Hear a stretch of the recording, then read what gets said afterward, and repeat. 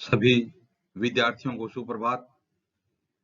अपने इस YouTube channel पर आपका स्वागत है, अभिनंदन।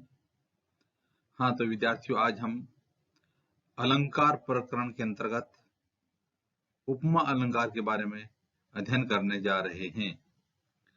तो आज हम जिस अलंकार के बारे में पढ़ने जा रहे हैं उस अलंकार का क्या नाम है?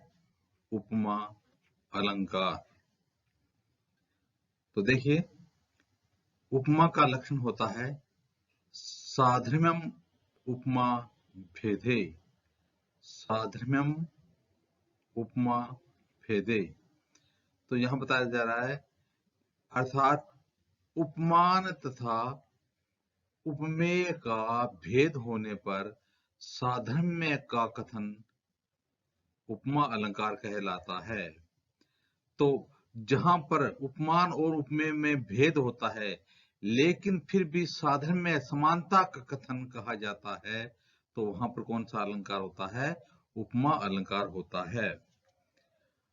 लक्षण देखिए, पार्श्वफुटम सुंदरम साम्यम उपमा इति अभिधीयते। पार्श्वफुटम सुंदरम साम्यम उपमा इति अभिधीयते। इसका मतलब है, जब किसी पद में किसी एक सामान्य पदार्थ को किसी प्रसिद्ध पदार्थ के समान मान लिया जाता है तो वहां उपमा अलंकार माना जाता है। कह रहा है कि जब किसी एक पद में किसी एक सामान्य पदार्थ को किसी प्रसिद्ध पदार्थ के समान मान लिया जाता है, यही बात है। बस इसमें साधर्म्यम यानी समान मान लिया जाता है तो वहां उपमा अलंकार माना जाता है। जब किसी पद में किसी एक सामान्य पदार्थ को किसी प्रसिद्ध, एक सामान्य पदार्थ है, एक सामान्य पदार्थ है, उस पदार्थ को प्रसिद्ध पदार्थ के समान मान लिया जाता है, तो इसका मतलब है कि एक सामान्य पदार्थ है उसको किसी प्रसिद्ध पदार्थ के समान मान लेते हैं, वहां पर साधर्म्य का कथन होने पर कौन सा अलंकार होता है? उपमा अलंकार होता है। यानी किसी एक वस्तु की किसी दूसरी वस्तु से तुलना करना। क्या करना? तुलना करना उपमा है। तो जब किसी एक वस्तु की, सामान्य वस्तु हो, उसी दूसरी वस्तु के साथ जब तुलना की जाती है, क्या की जाती है? तुलना की जाती है या समानता कही जाती है, तो वहां पर कौन सा अलंकार होता है? उपमा अलंकार होता है। जैसे चंद्र इव सुंदरम मुखम। चंद्र चंद्रमा इव की तरह है, सुंदरम सुंदर मुखम मुख, चंद्रमा की तरह सुंदर मुख।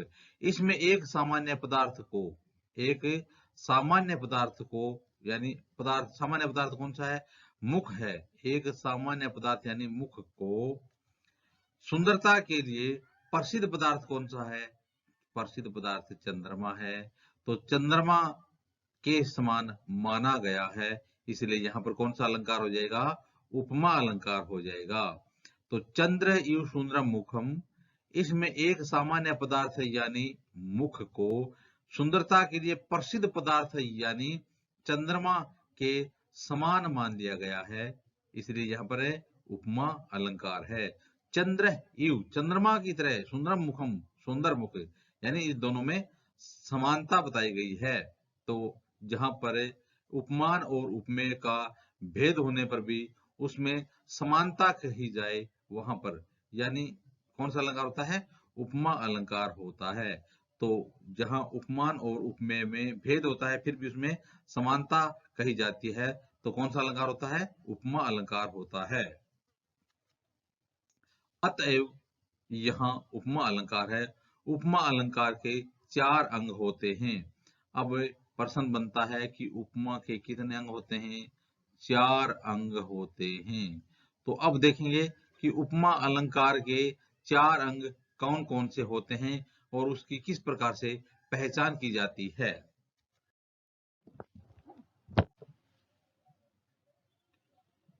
हाँ तो विद्यार्थियों, अब देखते हैं उपमा अलंकार के 4 अंग कौन कौन से हैं।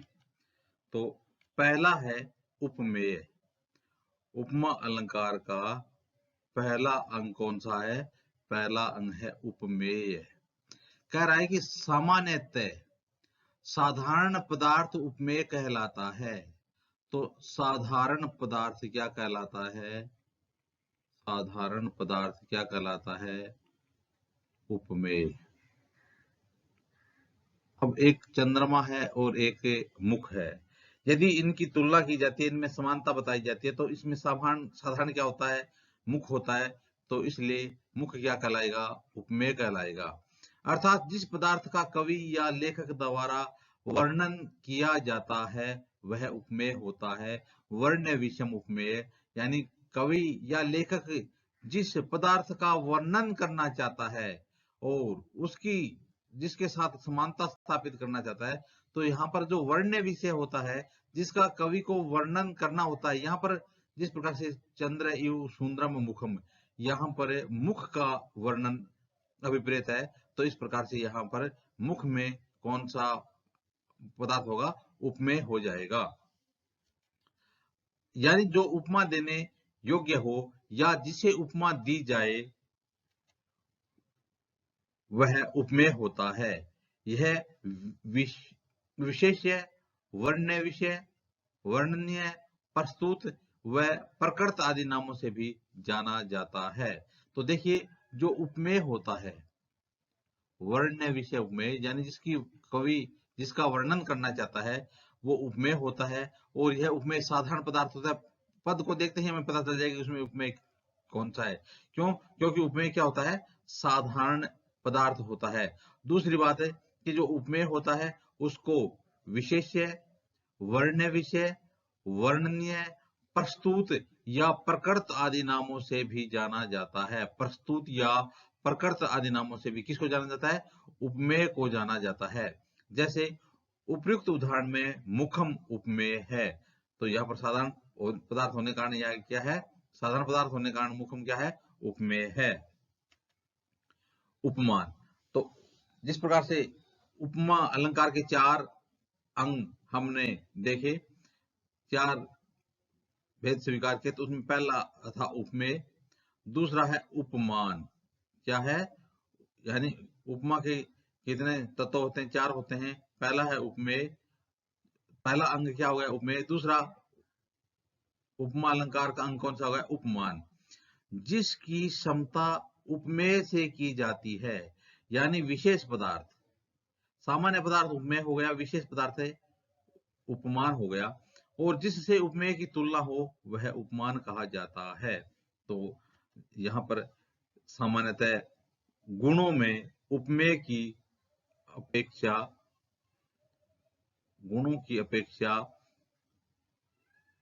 यहाँ सामान्यतः गुणों में उपमेय की अपेक्षा अधिक होता है। तो जो उपमान होता है, उपमान गुणों में उपमेय की अपेक्षा अधिक होता है। तो अब जब हम चंद्रमा और मुख से समानता स्थापित करना चाहते हैं या उसमें तुलना करना चाहते हैं, तो हमें पता है कि गुणों में अधिक कौन सा है? चंद्रमा है। तो चंद्रमा क्या हो जाएगा? उपमान हो जाएगा। आगे है, इसे जिस प्रकार से उपमेय था उसको वर्ण विषय, विशेष्य, वर्णनीय, प्रस्तुत या प्रकृत आदि नामों से जाना गया, इसी प्रकार से जो उपमान होता है उसको अप्रस्तुत, अप्रकृत या सम भी कहा जाता है। जैसे उपयुक्त उदाहरण में चंद्र उपमान है। चंद्र क्या हो गया? उपमान। और मुखम क्या हो गया? उपमेय हो गया। हाँ तो विद्यार्थियों, अब देखते हैं उपमा का तीसरा अंग। कौन सा अंग देखते हैं? उपमा का कौन सा अंग देखते हैं? तीसरा अंग देखते हैं। तो उपमा का तीसरा अंग है साधारण धर्म। तीसरा अंग क्या है? साधारण धर्म। तो अब देखते हैं साधारण धर्म क्या है। तो देखिए, साधारण धर्म यानी समान धर्म, यह उपमेय और उपमान दोनों में समान रूप से रहता है, यानी यह उपमेय में भी होता है और उपमान में भी होता है। जिस प्रकार से उपयुक्त उदाहरण में सुंदरम साधारण धर्म है, यानी सुंदरता है वो चंद्रमा में भी है और मुख में भी है, इसलिए दोनों में सुंदरता होने के कारण जो सुंदरम पद है वो क्या हो जाएगा, साधारण धर्म हो जाएगा। तो साधारण धर्म यह उपमान रूप में दोनों में समान रूप से रहता है। चौथा है वाचक शब्द, यानी समतावाचक शब्द, दोनों में समानता स्थापित करने वाला शब्द होता है वो वाचक शब्द कहलाता है। उपमेय और उपमान की समानता को प्रकट करने के लिए जिस शब्द का प्रयोग किया जाता है उसे वाचक शब्द कहा जाता है। तो जहां पर उपमेय और उपमान दोनों की समानता को प्रकट करने के लिए जिस शब्द का, जिस पद का प्रयोग किया जाता है वो क्या होता है, वाचक शब्द कहा जाता है। जैसे उपर्युक्त उदाहरण में सुंदरम चंद्र इव सुंदरम मुखम, चंद्र इव सुंदरम मुखम, तो यहाँ पर जो इव पद है, क्या है, इव पद है, वो यहाँ पर वाचक शब्द है। इसके अलावा यथा, वा, सदृश, समय, तुल्य, सरिष, वत, सनिभ, संकाश व सवर्ण आदि वाचक शब्द होते हैं। तो उपमा अलंकार की पहचान यही होती है कि जब किसी पद में एव आ जाए, यथा आ जाए। याद रखना, अभी थोड़ी देर बाद में हम देखेंगे। तो उपमा अलंकार की पहचान यही है कि उपमा अलंकार को कैसे पहचाने। तो उपमा अलंकार में एव आ जाएगा, या यथा आएगा, वा आएगा, अथवा सदृश आएगा, या समय आ जाए, या तुल्य आ जाए, या फिर सरिष आ जाए, वत आ जाए, शनिभ आ जाए, संकाश आ जाए, या सवर्ण आदि वाचक शब्द आ जाए। तो इन वाचक शब्दों के आधार पर ही उपमा अलंकार की पहचान की जाती है। दूसरी बात है कि यहाँ पर जो वाचक शब्द होता है वो इन दोनों पदों को जोड़ने का काम करता है। क्या करता है, उपमान और उपमेय को जोड़ने का काम करता है और इसमें समानता स्थापित की जाती है। तो इस प्रकार से उपमा अलंकार की पहचान किस प्रकार से करेंगे कि जब किसी पद्य में एव, यथा, वा, सदृश, समय, तुल्य, सरिष, वत, शनिभ, संकाश व सवर्ण आदि वाचक जब पद दिखाई देंगे तो वहां पर कौन सा अलंकार हो जाएगा, वहां पर हो जाएगा उपमा अलंकार। अभी आगे हम देखेंगे उदाहरण, तो उसमें देख लेंगे। जिस वाक्य में उपमा के चारों अंग हैं वहां पूर्णोपमा, यानी जहां पर उपमान, जहां जिस पद्य में उपमान, उपमेय, साधारण धर्म, साधारण धर्म और वाचक शब्द, चौथा चौथा क्या है, वाचक शब्द, ये चारों मौजूद होते हैं तो उस उपमा को क्या कहा जाता है, उस उपमा को कहा जाता है पूर्णोपमा अलंकार होता है उसमें, उसको पूर्णोपमा कहा जाता है। किसी भी अंग की अनुपस्थिति, यानी इन चारों में से कोई एक, जिस प्रकार से वाचक शब्द न हो या साधारण धर्म न हो, तो वहां पर क्या कहा जाएगा, उसमें एक अंग की अनुपस्थिति के कारण उसको पूर्णोपमा न कह करके लुप्तोपमा कहा जाता है। तो किसी भी एक अंग की अनुपस्थिति में लुप्तोपमा अलंकार होता है।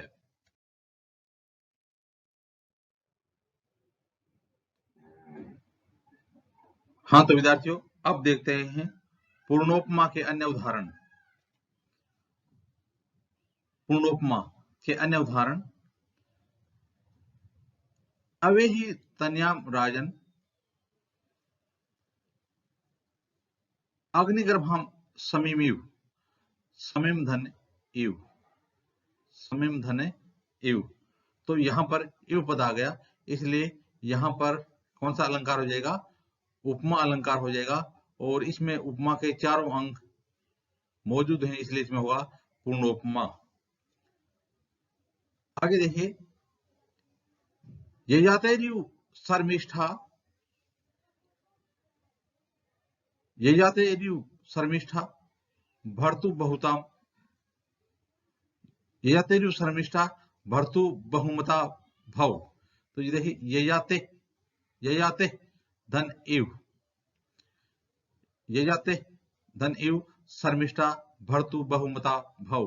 तो यहां पर भी जो इव पद आ गया और इसके अलावा इसमें उपमा के चारों अंग मौजूद हैं, इसलिए इसमें भी उपमा के चारों अंग विद्यमान होने के कारण पूर्णोपमा अलंकार होगा। हंसिव कृष्ण ते कृति सवर्ग गाम अवगाहते। हंसिव कृष्ण ते कृति सवर्ग गाम अवगाहते। तो यहाँ पर हंसिव, हंसी धन है इव, हंसी धन है इव। तो यहाँ पर भी इव पद आया है, इसलिए इसमें कौन सा अलंकार हो जाएगा? उपमा अलंकार हो जाएगा। और जहां उपमा के चारों विद्यमान हो उसमें कौन सा अलंकार होता है? पूर्णोपमा अलंकार होता है। अब देखते हैं लुप्तोपमा अलंकार। लुप्त धन उपमा, लुप्तोपमा अलंकार। तो जिसमें एक या दो जो अंग है वो विद्यमान न हो, वहां पर लुप्तोपमा अलंकार होता है। मुखम इंदु यथा पाणी पलवेन समय प्रिय। मुखम इंदु यथा पाणी पलवेन समय प्रिय। वाच सुधा इवोष्ठ ते, वाच सुधा इव ओष्ठ ते बिंब तुल्यो मनो अस्मवत। तो यहां हम देखेंगे तो इसमें उपमेय कौन कौन से हैं? उपमेय है मुखम है, पाणी उपमेय है, वाचा भी उपमेय है, ओष्ठ भी उपमेय है और मन भी उपमेय है। ये उपमेय पद हैं। इसके अलावा उपमान पद कौन कौन से हैं? इंदु, पलवेन, सुधा, बिंब, असम, ये क्या है? उपमान पद हैं। और साधारण धर्म, यानी इसमें साधारण धर्म लुप्त है, और साधारण धर्म लुप्त होने के कारण इसमें कौन सा अलंकार होगा? लुप्तोपमा अलंकार हो जाएगा। इसमें वाचक शब्द हैं, जैसे यथा, समय है, इव, तुल्य, वत, लेकिन इसमें सुंदरता या समानता वाला कोई पद विद्यमान नहीं है, इसलिए इसमें कौन सा अलंकार हो जाएगा?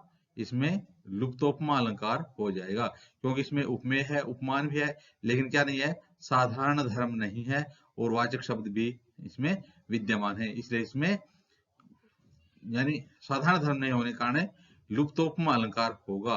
तो इस प्रकार से विद्यार्थियों आज हमने उपमा अलंकार के बारे में अध्ययन किया। आगे आने वाले वीडियो में भी अन्य अलंकारों के बारे में अध्ययन करते रहेंगे। आप भी अपने इसी चैनल के साथ बने रहिए।